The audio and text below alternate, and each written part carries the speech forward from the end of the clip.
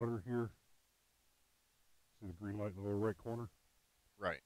That's it. Green Yeah, light's buddy. on. That means you can see us now. Good evening, ladies and gentlemen.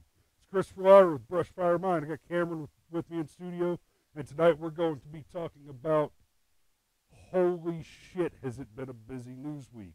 We're going to talk about the Donna Brazille leaks a little more. We're going to talk about why Mueller's got to go. We're going to hit a little bit of a White Hats Matter story, which we have been neglecting the past few weeks on purpose, but we have been. We're definitely going to get into Bergdahl a little bit, but the first thing we're going to do is we're going to ask the question, is it okay to be white? All that coming up on the Brushfire Mind.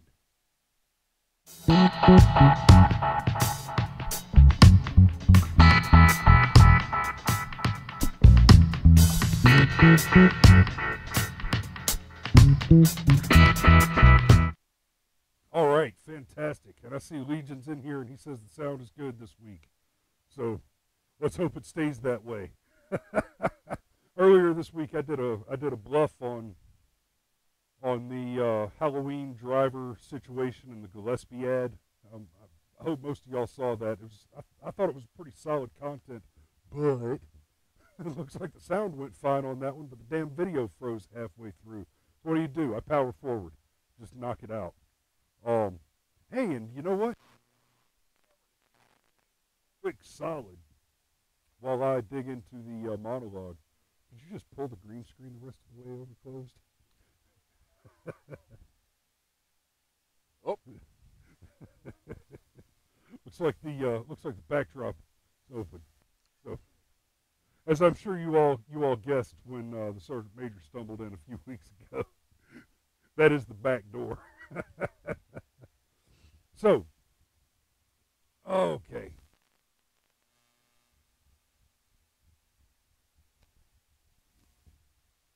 Oh, Legion says muffling of sound, but not severe. We're going to have a conversation offline, Legion, about what clipping is, because if that's what's happening, I can fix that.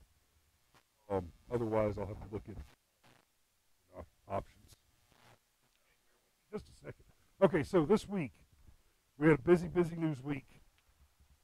Everything just blew up all week. And we opened with a frickin', not just a terrorist attack, but specifically a terrorist attack on what is now a very American holiday. Halloween has very much come to be an American thing. The potato eaters like me brought it over back in the while ago, but it's not nearly the event worldwide that it is here. And in New York, almost amusingly, after having seen that anti-Gillespie ad from the, what are they called, the Latino Freedom Fund, suggesting that, hey, the most important political issue of the day is that there's big scary white guys driving around in Ford pickup trucks with Gadsden flag license plates and Confederate flags hanging off the back and Republican candidate support stickers on their bumpers, and they just want to run over brown people. Well, the evidence on hand, essentially, with the exception of the one kid that panicked in Charlottesville, we've seen a lot of brown people running over white people in vehicles worldwide. Now, this, in fairness to the enemy, this is the first one that's hit us on our shores. And before I get a bunch of trolls trying to jump on that shit, when I say the enemy, I do not mean brown people. Okay, I'm not a white supremacist to any extent. Go back and I've done a couple of shows where I talk about personal supremacism. I'm a firm believer that the circumstances of a man's birth are not a mark of the greatness he achieves on his own. I am a supremacist, and I have worked hard to be superior to other people. Being twice as humans is helpful, but brilliance doesn't happen on its own. Skill doesn't happen on its own. No, but looking like Hagrid is luck. Oh yeah, totally. And the best of luck. But on the heels of this Gillespie ad, where basically the ad basically says, hey, white people want to murder brown people, and that's why you should vote Democrat. So the argument, given the statistic proclivities, Chicago, Detroit, etc., so the argument is that it is preferable to vote Democrat so that brown people will murder the brown people instead of white people murdering brown people. Now, glossing over the obvious horseshit suggestion that white people are just murdering brown people, it's not happening. It's the numbers don't support that. The FBI, the CIA statistics, the World Factbook, the statistics show us that white people are killed more often by police officers, and not brown people, but specifically African American black people are responsible for the vast majority of not just crime, but murders. And the vast majority of those murders are black on black.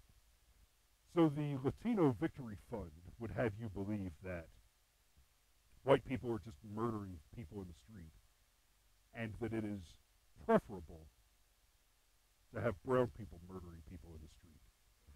I would like to contend that it's preferable just not to have people murdering each other in the street. I would like to contend that running over children with a freaking truck is not acceptable, no matter what color a person is. I would also like to contend that suggesting that it's being done by people who aren't doing it, while it is clearly being done by the supposed victims, is utterly immoral.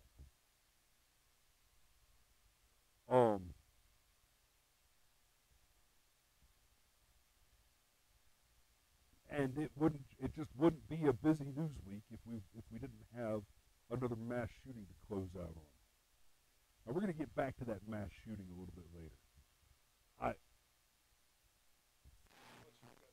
On the Gillespie ad, I'd like to start moving on to the 4chan flyers.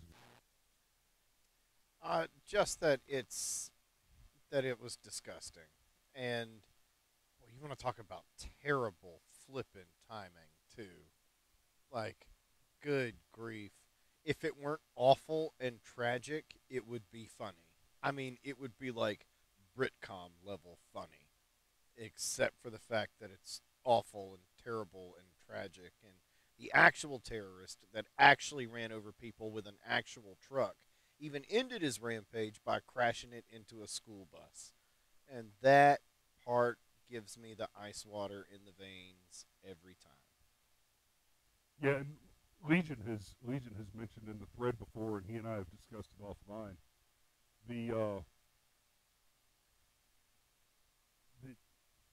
The fact that we have not seen school buses being blown up, more schools being targeted by jihadis in this country over the last dozen years is not just fortunate. It's an absolute miracle. Because that's a part of the modus operandi. And like I said last week, like I said on the bluff, I am deeply concerned right now about what the Trump presidency means for security in America. And yes, you heard me say that right. And here's why. Donald Trump and General Mattis have been so effective in the Middle East. The whole thing with Frederica Wilson calling out Donald Trump for being insensitive and not being, I don't know, whatever. That whole thing. Is this thing not turned up good? There it is. That whole deal. We just completely glossed over the fact that soldier was killed in Nigeria. What are we doing in Nigeria? One might ask. Oh, we're hunting ISIS because they've been driven from Syria. Because they've lost Aleppo and Raqqa. Because Donald Trump took office for the first time in living memory, we elected a man who remembered to bring his big brass testicles with him to the fucking White House. Thank gods for that. And he got there and he said, hey, we have a problem. It's a military problem. I'll unleash the military. Not the Peace Corps? Let's just go ahead and take the dog off the chain and cut him loose. So now Syria is no longer a safe place for the enemy to hide. Moab, baby, here we come. I know Moab, but, haha. Don't go to Moab. Don't go to Moab. So we're in Nigeria because that's where ISIS has run away to. What's really going on there is ISIS is trying to build more inroads and relationships with Boko Haram, so that they can use the CARE International Network and the Muslim Brotherhood International Network to recruit recruit foreign fighters, essentially mercenaries.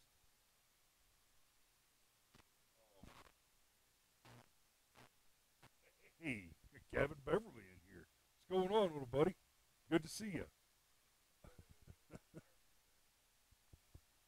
How's your daddy? Anyway. Yeah, so we've ended up in Nigeria hunting the enemy. And so that's all good news. But where I get concerned, I suspect that we will see more attacks like this truck driver, precisely because ISIS is now growing desperate.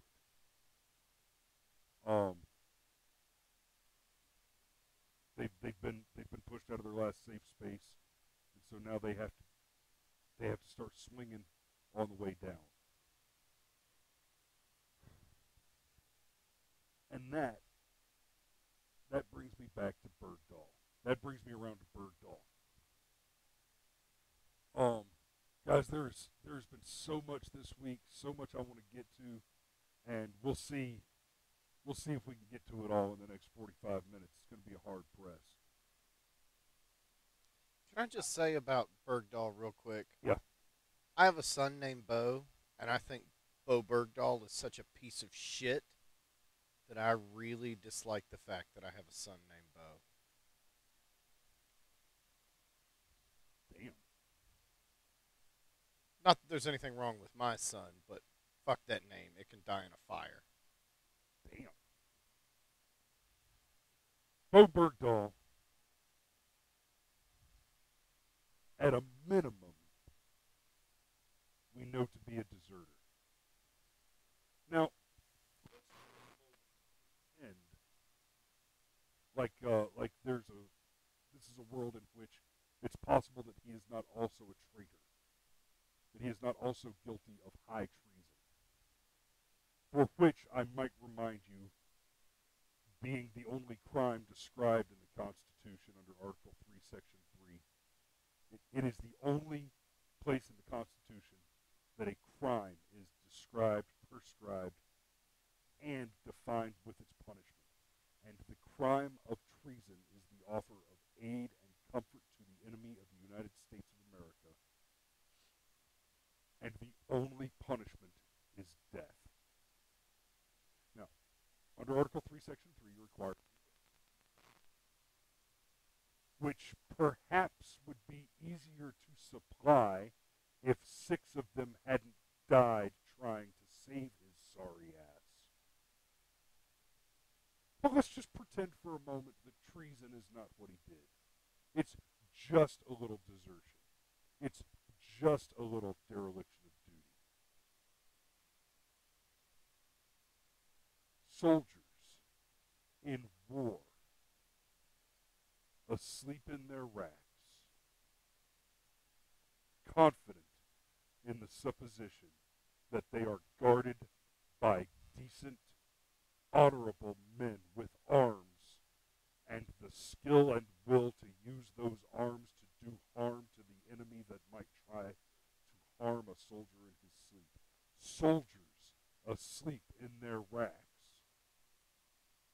in the only safe position they can find, in the closest thing that you can find to a safe place to sleep on a base, in a war zone. They put their heads on the pillow with every confidence that strong, armed, and solid, honorable men stood guard, watched them in their sleep. I will guard everything within the limits of my post, and I will not quit my post until properly relieved. Bergdahl, you have violated your general orders. You have deserted your comrades in arms. You have endangered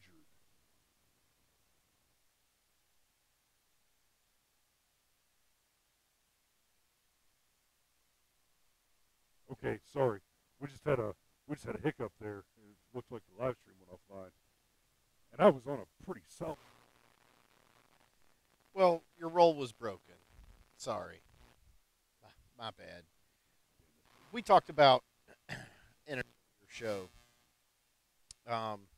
our various military experience or lack thereof, and I made kind of a glib comment about not having a problem with hurting people. I was just a lazy pothead and aren't work.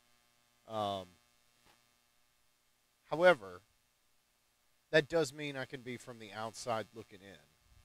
And I have to say, from the outside looking in, the fact that Bergdahl basically skated, that is not a good look, as the kids say these days. It is not a good look at all. Because, for one, as you say, it smells an awful lot like treason. And treason is defined in the Constitution as, it's aid and comfort to the enemy, and you hang for it. When they wrote the Constitution, they hung you. And they left you hanging there so the other people walked by and saw you hanging there and went, I was thinking about doing some fuck stick, but I don't want to stretch, so maybe I won't do the fuck stick. The other thing that's really baffling about it to me is I understand the concept of time served. And I understand that Bergdahl was probably treated pretty shitty while he was captive by the Taliban. I could even see a world where the judge sentenced him to 5 years in prison and then gave him credit 5 years time served. But that's not what happened. It's not what happened at all. Instead, the judge waved his magic judge wand and just let Bo Bergdahl go. And he let Bergdahl go because Donald Trump was mean and said mean things about him. Because Donald Trump basically tweeted that Bergdahl was a piece of shit and a traitor. And it's something that we all think, we all feel, we all believe. Unless you're in the Obama administration, then for some reason he served with honor and distinction.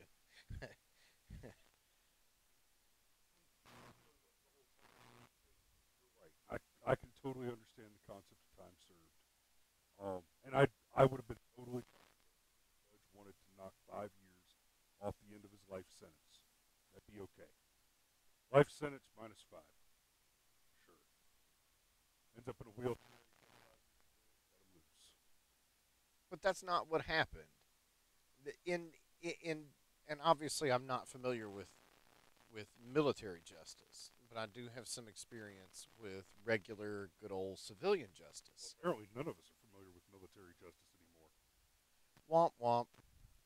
But the way that would work is you'd get sentenced to 10 years for being a drug dealer. Right. But you have spent 2 years in jail already. So the judge says, okay, 10-year sentence, but you've spent the last 2 years in jail bound over while this trial happened. So we're going to take your 10-year sentence and we're going to subtract 2 years and you're going to serve 8 more. But again, I stress that's not what happened here. What happened here is Bergdahl was sentenced. Yes, dishonorable discharge. Yes, he's basically the equivalent of a convicted felon, and it's going to make certain things in his life a pain in the ass from here on out. But that's all it's going to do is make certain things in his life a pain in the ass from here on out. And it's just pathetic. The sergeant major that walked in through the back door the other day, though, he did offer a little bit of consolation. He does not think that Bergdahl is going to live past the age of 45. He's 31 now. He thinks that one day Bergdahl's going to walk into the wrong bar and a group of 19-year-old cocksure Marines are just going to disappear that ass. And really disappear that ass. And while that's not ideal, I am pretty comfortable with that outcome.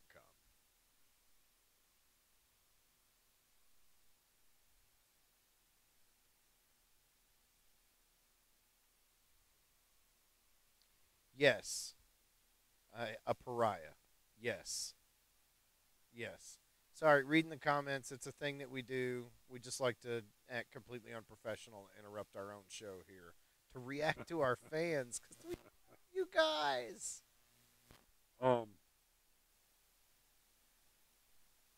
Yeah, and guys, I'm getting some warnings from YouTube. We're having some bad video settings. Are you still hearing us?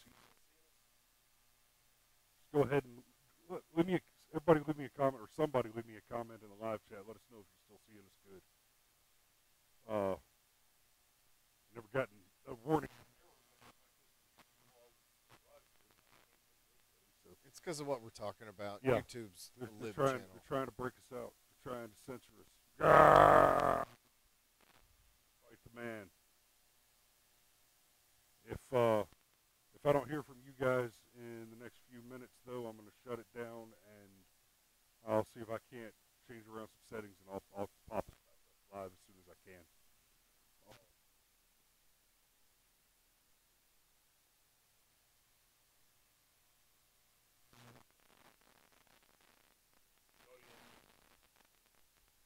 What do you mean? Is the audio better, or does it need to get better?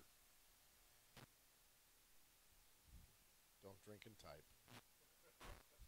Don't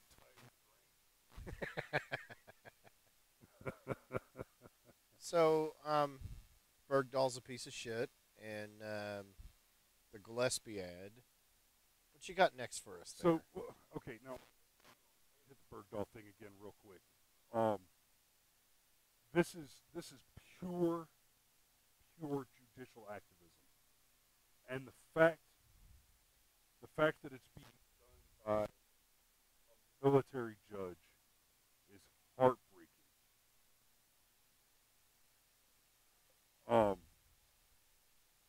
And it tells the soldiers that we don't have your back. This judge has just told every man and woman in the uniform that the Army doesn't have their back, that desertion and misbehavior before the enemy is not a significant violation, that the UCMJ is not enforced, and that one man's political opinion trumps the honor and the duty of service.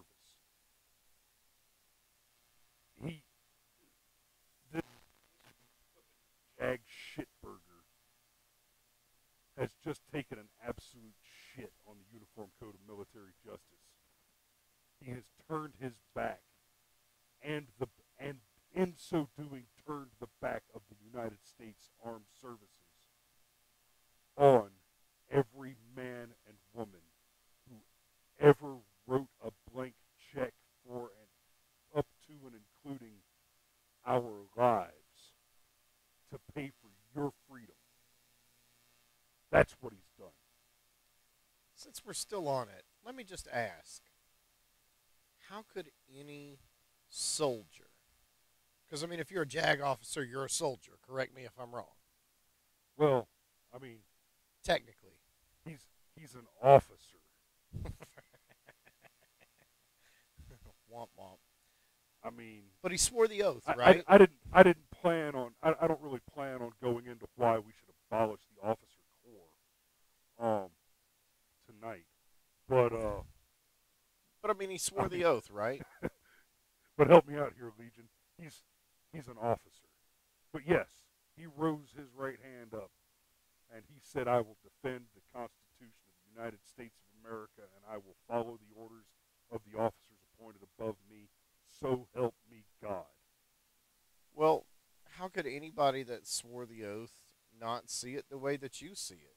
Hell, I didn't even swear the oath, and I see it that way. How is that? Fuck, I don't know. Hillary signed a non-disclosure agreement.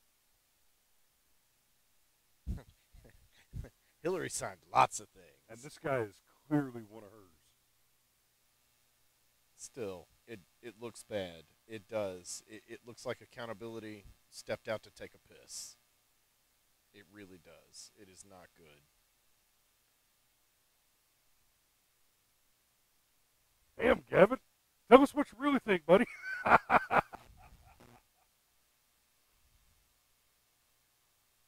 You're not the only person that thinks that. You're not. Bo Bergdahl is why we should bring hanging back. Yes. Absolutely. Send him to Gitmo first. Sharon wins the comment thread. No, don't send him to Gitmo. He'll get to play soccer and have prayer time 5 times a day. And yeah. And around his dad and all the support for Islam stuff. Let me see. Oh, yeah. I thought you were showing me the headline.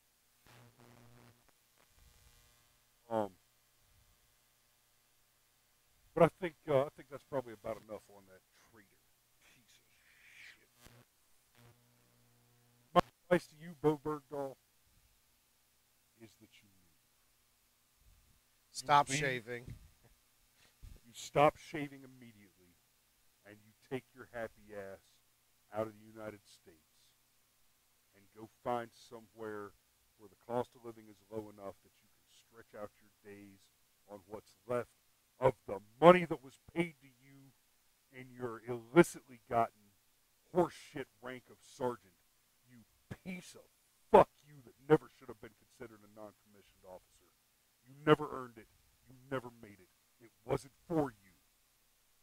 But I suggest you take what money you have left that was back paid to you after you escaped from your captivity and dis the fuck up here before a good man finds you on the street. So far, we've been trying to back off of that, but it's there's something about total pieces of shit that just bring out the F-bomb. And hey, you know, Bergdahl, you had the uniform on. You wore the uniform. And let me tell you this right now. That means enough to me that I would have happily put half of your ass on a helicopter. And I would have even gone back for the rest of it. Because that's what you do. That's what you fucking do. You don't walk away from your battle buddy. You just don't do it. You self-serving piece of fucking coward.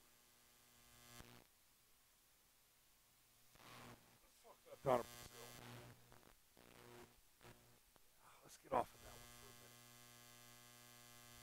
Although, I just might have to go clip that one out of this episode and share it as its own clip. Donna Brazille. Good God, is she starting to be my hero? How did that happen? Whew. Well, she's old enough to come from the other generation of Democrats.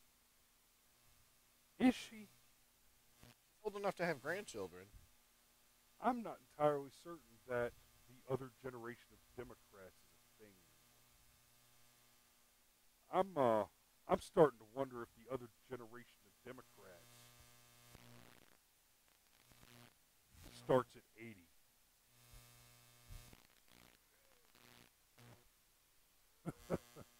Regent, I got to say, by the way, brother, I'm a little disappointed in your 4chan representation here. I was hoping to get some legit ass trolls in my live chat, and please bring them on. But on her book, for the first time in years, paid money for a book written by a Democrat. Like, it's going to happen. I almost can't believe it. Right? And look, just as a quick, before we chew into this, we got to talk about the character of Donna Brazille. Donna Brazille has always represented herself as a deeply Christian woman, as someone who is very much about conviction, and there's only been a couple of interviews that I've ever seen her in where I felt like she was legitimately full of shit, and they were in some intensely uncomfortable situations. I'm going to bring it over to Sean Hannity for just a moment. He's not my favorite. He kind of gets on my damn nerves, honestly. Sean, you don't have to say every single thing 14 times in one segment. We get it. But that being said, apparently Sean Hannity and Donna Brazille know each other personally. And they know each other well enough to sort of tease one another. Oh, how's the Trump presidency working out for you? Oh, well, how'd that Obama presidency work out for you? Apparently, every time they see each other, they hug each other, they kiss each other on the cheek, and they ask one another about their children and their grandchildren. And Sean, being the good old Catholic boy that he is, says, Donna, I'm praying for you. And Donna, being the Southern Baptist that she is, Sean, I'm praying for you. The point is, what I'm driving at is, Sean Hannity really made it a point on his, I hope it's not paused for anyone else. Uh-oh. Yeah, anyhow. The point is, well, we're just gonna keep on talking. Gavin, you let me know if it unpauses for you, buddy. Or anybody else, let me know if it paused on them. I don't know what's happening there. Hey, but the sound's working tonight. We're getting there, guys. We're getting there. But Sean Hannity really made it a point on his radio show earlier in the week to tie his own personal credibility. And as much as Sean gets on my damn nerves, he does have a lot of high personal credibility. He's been very consistent for what he is for the last 25 years. And he went out of his way to express that on a personal level that this could even other Democrats, and suspicious of it. But if Donna Brazille, because of the way that he knows the type of relationship that he has with her. Now, all of that setup is important because what did Donna tell us, Chris? Can you tell us what Donna told us? I don't know. I can try, but guys, Andrew Klavan, I love Andrew Klavan shows. He did a bit with a whiteboard where he tried to explain what's going on. Cute buddy. And, you know, we're not going to be able to talk about Donna Brazille without talking about the Trump-Russia collusion scandal thing, and how all of this ties together. So, here's what the evidence suggests. I'm going to go ahead all the way back in the Wayback Machine to 2009. 2009, right? Barrio is the president. The economy is beginning to fail. Hillary Clinton is the Secretary of State. Mueller, who is investigating the Trump-Russia collusion scandal, and keep that in mind, the Trump-Russia collusion scandal.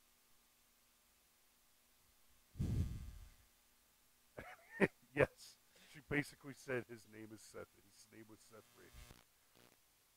So Mueller, who is currently investigating the Trump-Russia scandal, at the appointment of Rosenstein, who we'll get back to as well, Mueller was Daddy Durfee, the director of the FBI. And then they started negotiating the Uranium One deal. So with Hillary at the helm of the state, the helm of the State Department, Mueller at the helm of the FBI, apparently, pain in the ass. Man, Apparently, around the same time, Manafort was getting involved, while being a Democrat supporter, while being a DNC donor, was getting involved in what is apparently criminal activity involving money laundering and the unregistered lobby support of a foreign national interest. Essentially, he was lobbying for a political party, a Russia-friendly political party in the Ukraine. Now, keep in mind, this was back when there was that brief crisis where Russia just straight started annexing. Just, hey, this nice country you have here, we will grow potato. Yeah. you can cry me a river. Yeah, it's good. Yeah, you can cry me a river. Yeah, it's good. It's good. So,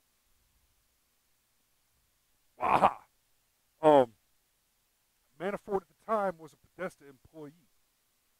As was Papadopoulos apparently. I'm a little shaky on where exactly Papadopoulos was at that point.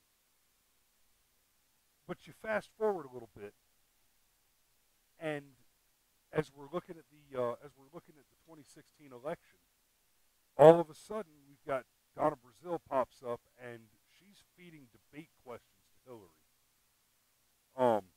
while she's employed by CNN, trying to help Hillary cheat on the debate. So that's basically the piece of favor that bought her the position of becoming the acting chair of the Democrat National Committee after they had to fire Debbie Blabbermouth Schultz. I don't know if I don't know if Rush has trademarked that yet, but Limbaugh, I'm borrowing it. If you want to sue me, come get me. Best of luck. I'm fat. We'll see what happens. What? Debbie Snurdly? No. We're not suing anybody, Snurdly. No. So Debbie Blabbermouth Schultz had just gotten fired. Forget this. Debbie Blabbermouth Schultz had just been deposed as the chairwoman of the DNC because not only had she been caught with her hand in the cookie jar trying to rig the Democrat primary, which she very successfully did.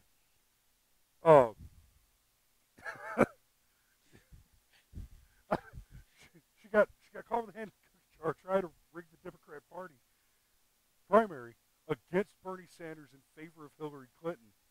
And get this, the emails that implicated her in that actively suggested that they use the fact of Bernie being Jewish. Debbie Wasserman Schultz got pegged for suggesting that we use Bernie's Jewishness against him politically. Donna Brazille was feeding debate questions to Hillary Clinton, so another angle at which they were cheating, trying to steal an election. All the while suggesting that Trump was Putin's puppet why Hillary even started that, unless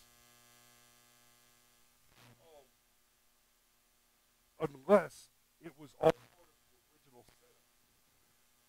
The fact that now you have Mueller investigating what appears to be an entirely manufactured scandal, the whole Russia,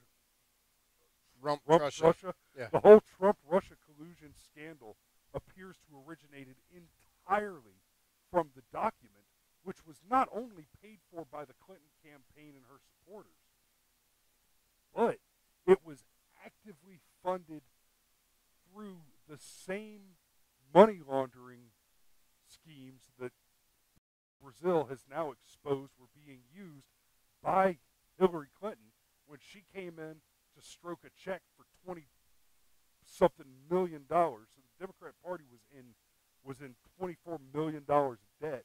Hillary swings in, bails them out, but takes over the party in a way that it's not done. You don't the candidate in a party does not just take over like that.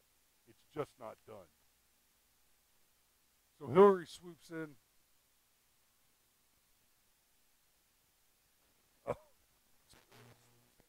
Break that down. And it looks like the same money laundering scheme that was used to fund the Trump-Russia dossier was also being used to funnel extra money above and beyond the FEC mandated maximum contribution levels. There's a lot of shit going on here. Yeah, we're way in the weeds on it. Yeah, getting into the weeds on it like this, it is literally the case. The evidence seems to suggest that Mueller, Manafort, Podesta, Papadopoulos, Clinton, obviously, Schultz, and I can't wait to hear how Chuck Schumer and Nancy Pelosi get wrapped up in this, because you know they had their fingerprints all over this shit. But it looks very much like as early as 2014, a plan was developed. No, I'm sorry, as early as the end of 2015. Basically, when Trump announced, a plan was developed by these people to use artificial evidence to craft a frame job in order to sink Donald Trump. And it looks like the expectation was that they were going to be able to use all this to sink him in the primary. Because it doesn't look like they expected that he would ever actually make it to the election. I would actually, given the manufactured nature of the dossier, I would actually not be surprised to learn that the dossier was developed in 14, 15 and delivered without a name on it.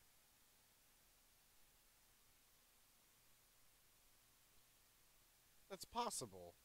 Yeah, but I think it really speaks to the psychology, because referred to as the golden showers. Straighten your microphone up to your mouth a little bit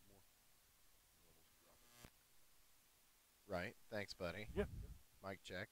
So, anyhow, the dossier that we're referring to is the Golden Showers dossier. And that, in and of itself, like, what does it say about the psychology of your Democrat operatives, where they're like, hey, I know, we'll make up a story about prostitutes peeing on a bed because that'll give us an advantage. I mean, seriously, how does your brain even go there? I'll tell you how it goes there. Look at the Hollywood situation, the Weinstein thing. You got Weinstein, you've got Kevin Spacey, Dustin Hoffman. Yeah, but that's touching little boys. That's not peeing on beds. I'll get you there. I'll get you there. But you got all this stuff coming out of Hollywood and the liberals. We're going to start seeing more and more of that too. And I don't hope that more of these crimes have happened, obviously, but I do hope that we see more and more of the information about these crimes which have occurred. And I'll reference another one of my favorite speakers again, because Ben Shapiro.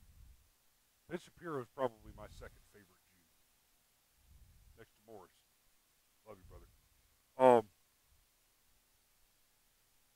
Ben Shapiro keeps pointing out the moral failing of the left and it being the origin point of these sort of sexual scandals because of this leftist loose morality where sex is considered to be purely transactional. If you just want to go out there and give it away for free, then that's totally cool. That's totally okay on their side. Oh God. Don't get bogged down in it. Keep going. There's only like 12 minutes of show left. You almost broke me. But if sex becomes purely transactional, God, sex is magical. Sex is sacred. It is the thing that makes more humans happen. We all die if we stop having sex. Yes. It's just that simple. To reduce it to transactional pleasure is that's what has happened here. The reason the Democrats believed that a dossier about hiring whores to urinate on the bed That Obama slept on. The reason that they believed that would be believed is because, and before I go forward, let me make this very clear. These lefties believed that it would be believed generally, not just that it would be believed by their own people, by their own far left nutburgers. And when I say far left, guys, don't get confused.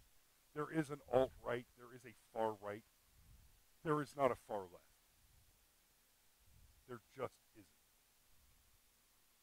The left today is ubiquitously and uniformly insane. The reason that they believed that it would be believed is because their people believe that most people view sex as being purely for pleasure, purely transactional, in no way sacred or valuable or important. They believe also that we're all convinced that racism is just a constant and rampant problem. And that racism alone would be sufficient to compel a known germaphobe to expose him to the unwashed urine of cheap Russian whores. I mean, this is a guy that has sex with supermodels. But yeah. So, Donna Brazille.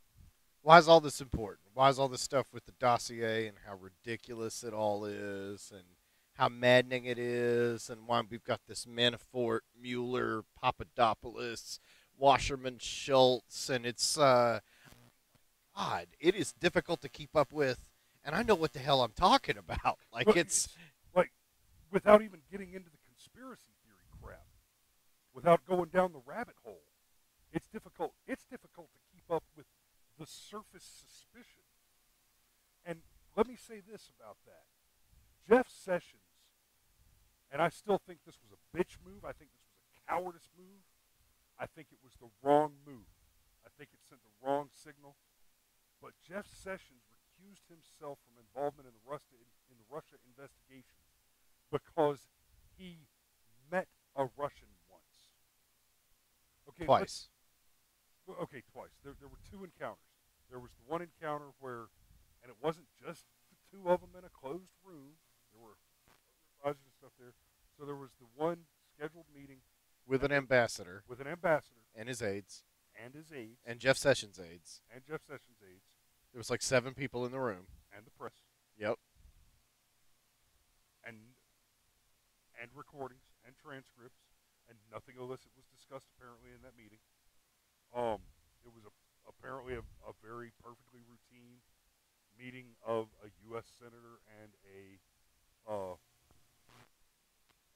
ambassador. And then the other one, where apparently they planned this massive communist coup, was at where was that? Oh, at the Heritage Foundation. Yeah. So Jeff Sessions, having twice met with a Russian diplomat under what appeared to be perfectly innocent, perfectly run-of-the-mill normal circumstances, felt that that presented enough of the appearance of impropriety to warrant recusal from the case. But Bob Mueller does not seem to believe that that his apparent involvement in Uranium One, which creates, if he was involved in Uranium One, then he has an obvious personal motivation to pursue the Trump-Russia collusion narrative in order to attempt to cover up his own crimes, which we didn't even talk about Comey. Comey came in on the tail end of Uranium One, has been big buddies with Mueller, and has clearly been defending and shielding the Clinton machine and the Russia investigators from what's the phrase I'm looking here? Scrutiny and propriety. See, Mueller, you son of a bitch. If the appearance of impropriety is sufficient for a recusal, it looks like you're trying to cover up a massive political coup and money laundering enterprise, a money laundering freaking franchise.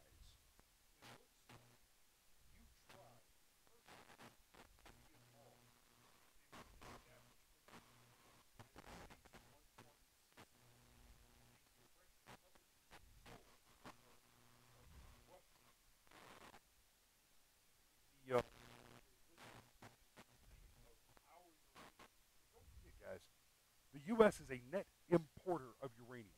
We do not produce enough uranium with our mining operations to cover our requirements for energy and all that. That doesn't have to be true of oil and other natural resources, but for uranium, that is currently the case. So, Donna Brazille, and how all this ties together, and why there's so many names and so many scandals and so many things that I realize it seems like that we're all over the place, but we're really not, because what Donna Brazille has written in her new book was that when she stepped in as the DNC interim chair, she inherited an absolute shit show. That good old Barrio had basically bankrupted the party, and that Clinton had swooped in and placed her own operatives in place, bailed it out, and was running the show. That, Donna Brazille could personally confirm that Bernie was screwed out of the process, legitimately screwed. And, in fact, one of the hardest things she's ever done in her entire life was calling Bernie to give him the bad news that basically amounted to, sorry, buddy, you're fucked, you're unfairly fucked, and I'm the one that has to be the one to tell you that you have been thusly unfairly fucked. That was like 3 F-bombs in a row. I'm on a roll! Anyhow, the point being, Donna Brazille has done this thing that no other Democrat has done. She has rolled over on the Clintons. She has rolled over on the Democrat machine itself and has exposed it. We suspected, I even said on this show like 2 years ago, that I thought that the general election was going to be Donald Trump versus Bernie Sanders. And somehow it ended up being Hillary Clinton because the Clintons are magical. And what it really is they've got like dirt on everybody. And Well, and if sometimes, you'll recall, at the same time, I said that no, Hillary will be the candidate because they're going to rig. It will be rigged against Bernie Sanders. I predicted that in like January of last year or something, well before it happened. I was actually a little shocked at how painfully accurate my prediction on that one was. but the thing was, is Donna, Accurate predictions. We are rapidly approaching 5% GDP. not there yet. Not that we'll see. Yeah. But basically, Donna Brazille has confirmed that the DNC was corrupt, that the primaries were rigged, that everything was stacked for Hillary and against Bernie. Everything that everybody on the right theorized, that we instinctually felt in our gut that there's some funny business going on, Donna Brazille has spelled it out, and she hasn't committed suicide with the wrong hand yet. So. Like, this situation is mind-boggling. I love all the memes. I'm deeply saddened. I'm deeply saddened to hear about the impending suicide of Donna Brazille. Well, guys, we've run it right up to the wire this week, and I'll tell you the truth. I've got more material to do. We could probably keep just running our mouths, but the fact of the matter is, we have had a couple of technical issues. It is 2100. I'm going to go ahead and call it for the night. We will catch you next week. Hopefully, I'll get some bluffs out this week. I'm doing better and better on those. Thanks especially to all of y'all that were in the live chat tonight. Thank you so much for watching. Thanks for being understanding and commenting and letting us know when the audio is cutting in and out. And I'm still working on improving the feed and improving the whole project. But thanks again so much. Make sure you hit the subscribe button and go ahead and hit the bell notification. You never know. I might just pop up live while you're driving into work and there's a commercial on between your favorite whatever daytime talk show you're listening to or what have you. We're here every week, 2000 on a Sunday night. Love to have you. Appreciate your time. And until next week, remember, if you build a man a fire, you'll keep him warm for the evening. But if you set a man on fire, he'll be warm for the rest of his